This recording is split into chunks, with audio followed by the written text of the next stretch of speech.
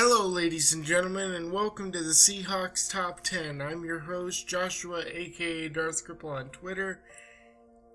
And in this episode, we're going to look at the top 10 freakiest athletes. These are the guys that make you sit up in your seat a little higher.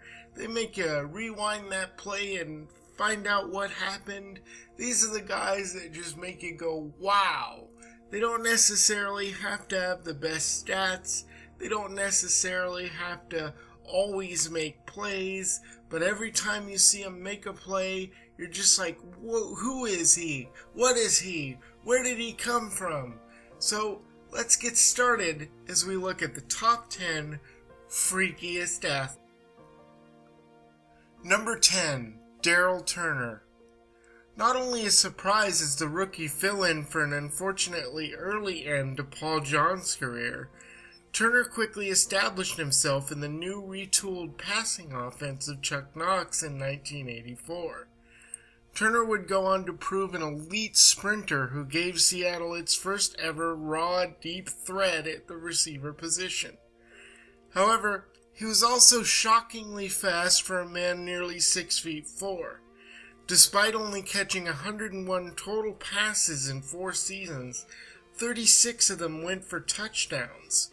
His 36.7% touchdown to reception ratio remains an NFL record. Margin out wide to the left. Craig on a little play fake back to pass, goes for it all in the end zone. Touchdown Seahawks to Turner! Charlie Young, the tight end, lines up on the right as Craig drops back to pass.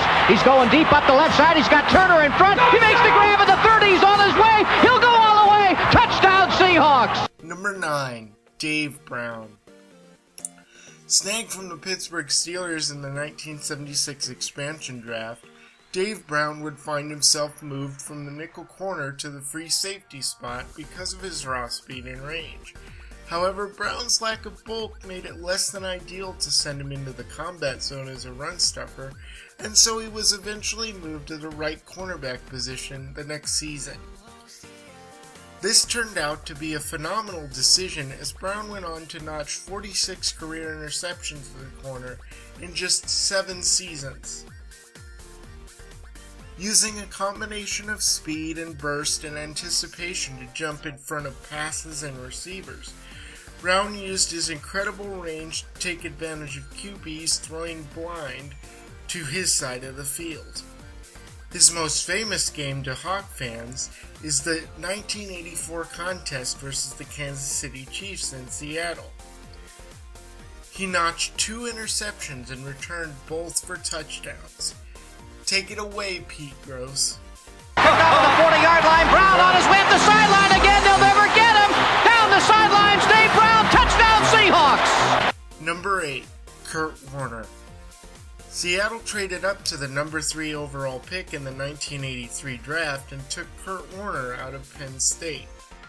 The pick gave Seattle its first ever highly dynamic offensive weapon other than its star quarterback at the time, Jim Zorn. Warner was a 4.3 runner. He wasn't big, but his agility was crazy and his acceleration left defenders looking like they were frozen in place. He was a perfect match for the slightly undersized but highly athletic offensive line of Seattle. Warner saved some of his best career games, though, for the Donkeys, or Denver Broncos to the uninitiated. He recorded nearly 1,300 total yards in 7 seasons, and that doesn't include the playoffs. Here's the toss to Warner from the 40-yard line. Takes off over left guard to the 45 to the 50. Breaks into the secondary. One man beat. He beats him. He's on his way. Goodbye, Denver. Touchdown Seahawks. Kurt Warner. Number 7, Fred Young. The first ever Pro Bowl player selected just for his special teams play as a rookie, Fred Young was a shockingly fast linebacker. In 1984, Seattle's number 2 ranked special teams was fun to watch, especially if some poor idiot thought it was an awesome idea not to call for a fair catch on a punt, or dared to dream of a kick return. Take it away, Pete and Steve. The middle behind the wedge, the 50, and as he ridden down, he really got clotheslined. Number 6, Joey Galloway. Randy Moss, but better.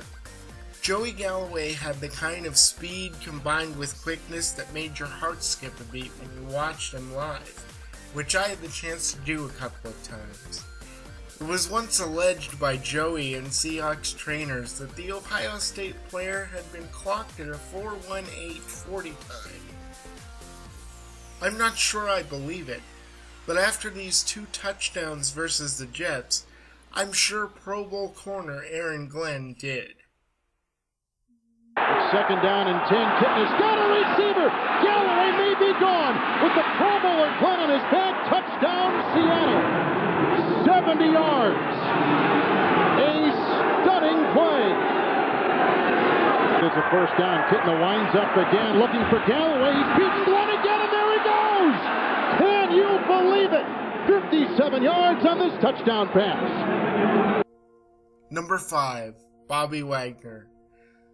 Bobby makes lots of plays, from tip drill picks to sacks to sideline stops, but no play has captured the man's raw talent quite like the 2014 season opener versus the Packers. Bobby went stride for stride with Randall Cobb for some 40 yards, and though the play ended in a tough pass interference call, it's a clear and vivid example of why this guy should be on this list. Rodgers escaping, buying time, deep downfield into traffic, and 2 flags. Cobb trying to turn around. You had Wagner going all the way downfield with him, and Bobby Wagner getting tangled up with him, and 2 flags come in. Well, pretty amazing that Bobby Wagner can run that far down the field with a guy like Randall Cobb, but once that... Number 4, Russell Wilson. Russell Wilson is a freak. Whether it's his arm launching a long bomb or his legs ripping off a quick 20 yards, few would disagree with his inclusion on this list. However, he's a freak in a rare way too. Despite a smaller size, he's built like a power back at 215, making him durable and a shocking tackle breaker in the open field at times. No more apparent were his gifts than during the game in 2012 against the Patriots. An impressive comeback win, and certainly a moment where people realized this guy was a freak.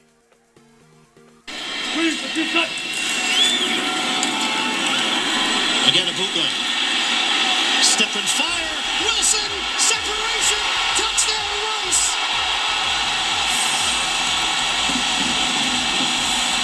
Seattle an extra point away from taking the lead. A bomb from Wilson to Rice.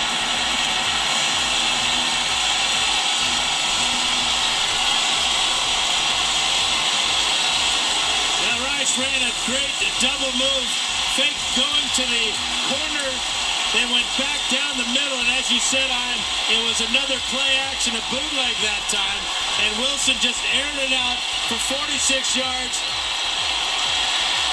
Beautiful strike, and Rice kept his eyes on it all the way to his arms.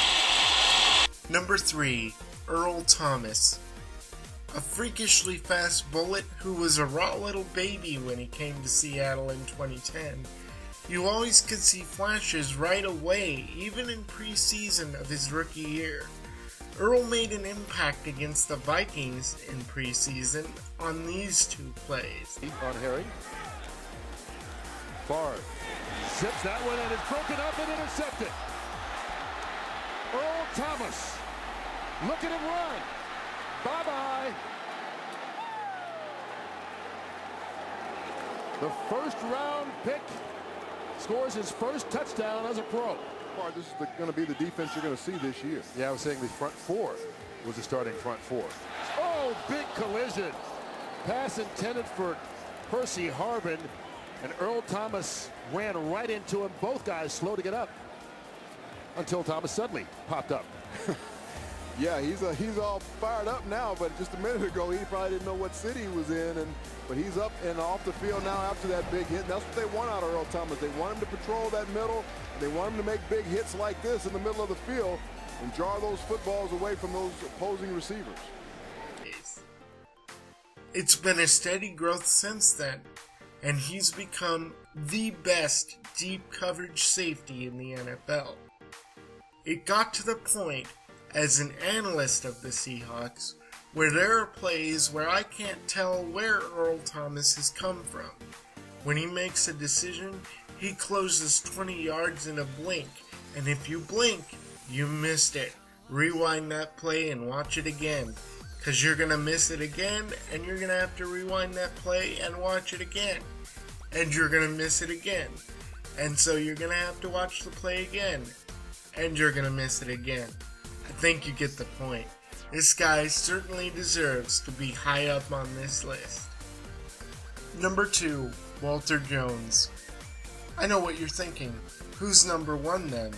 But it really was a toss-up between Big Walt and the number 1 slot.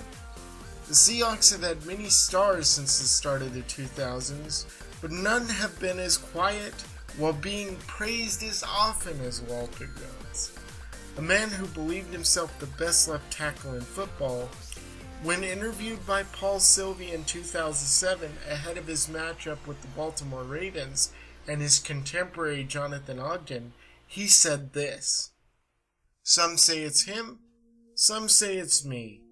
I say it's me," regarding the best left tackle in football. John Madden called Jones the best player in football regardless of position. Other former linemen raved about Jones' perfect technique and footwork. However, the most notable thing about Walter was what he didn't do. Walter went 3 seasons without surrendering a single sack before surrendering back-to-back sacks against a young upstart for the New York Giants, Osi Umenyiora. But that game was also an example of how dominating he could be. When the Seahawks had needed overtime to finish the contest against the Giants, on the 78th snap of the game, Jones walked Umenyiora toward the sideline, and Sean Alexander ran right behind him for a 12-yard gain, setting up the winning field goal. Tired as Walt might have been, he was still crushing his opponent. I wanted to talk about Walter's matchup with Dwight Freeney and his array of speed rush moves, but I'm sure YouTube and other sites frown on celebrating felony assault on a football field. And the number 1 man on this list is... Mr. Kennedy!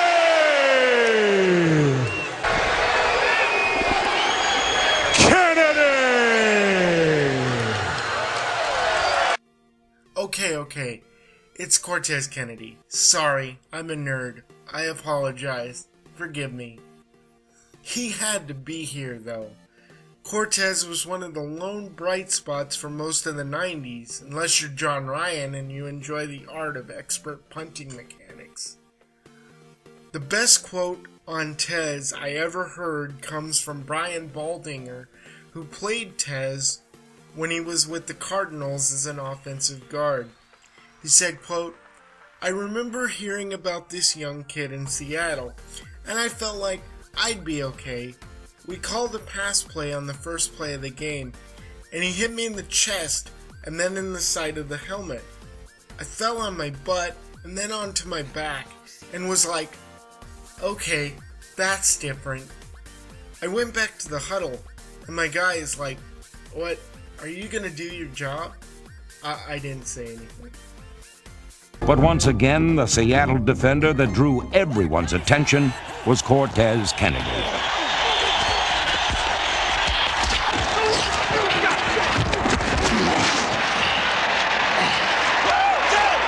It was a jailbreak, man. I came scot-free, and you got there before I did.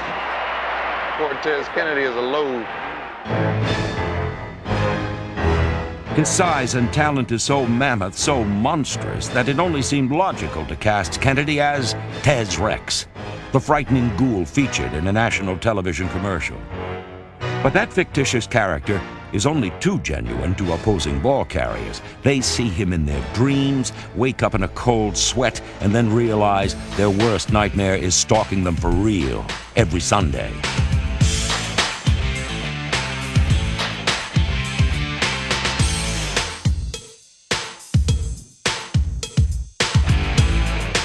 It hardly seems fair that a man that large can be so fast.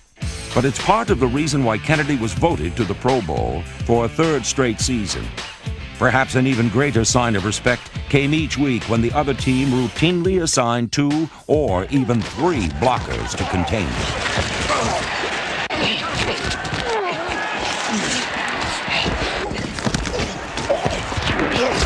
Everywhere I go, they got somebody. What? Everywhere I go, they got somebody.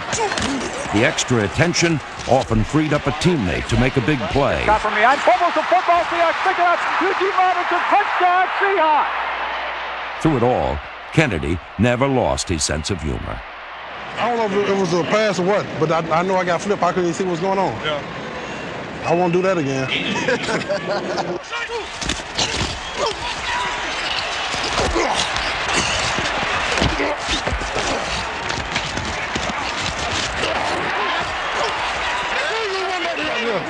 Don't bring that over here. I said it. You heard me. You heard me. There you have it, folks. My top 10 freakiest Seahawk athletes. Hopefully you have some additions too. You guys have been phenomenal in the last 2 versions of this list. Also, feel free to shuffle the rankings and talk about them. I look forward to your comments and hope to bring you a new list very soon.